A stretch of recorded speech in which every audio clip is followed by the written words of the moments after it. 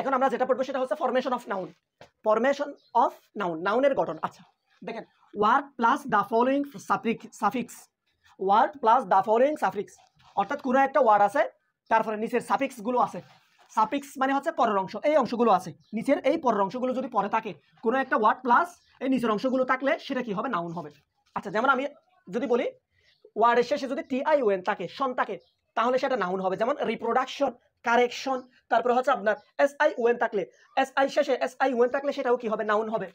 Confusion, division, তারপরে sheep থাকলে studentship, friendship, kindness, নেস থাকলে ওয়ার্ডের শেষে নেস থাকলে সেটা কি হবে? নাউন হবে। কাইন্ডনেস, ফিটনেস, ওয়ার্ডের শেষে মেন্ট থাকলে, ডেভেলপমেন্ট, এগ্রিমেন্ট, CE থাকলে, অ্যাডভাইস, সাইলেন্স, এইজ, ওয়ার্ডের শেষে কি থাকলে? এইজ থাকলে, image, passage, freedom, kingdom, childhood, motherhood, genocide, ওয়ার্ডের শেষে সাইড থাকলে, ওয়ার্ডের শেষে CID, সাইড থাকলে সেটা কি হবে? নাউন হবে।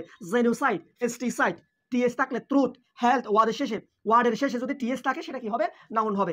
ট্রুথ, হেলথ, TY থাকলে property, beauty, frequency, accuracy, maker, player, machinery, terrorist, কলমিস্ট। মানে ওয়ার্ডের শেষে যদি এই শব্দগুলো থাকে,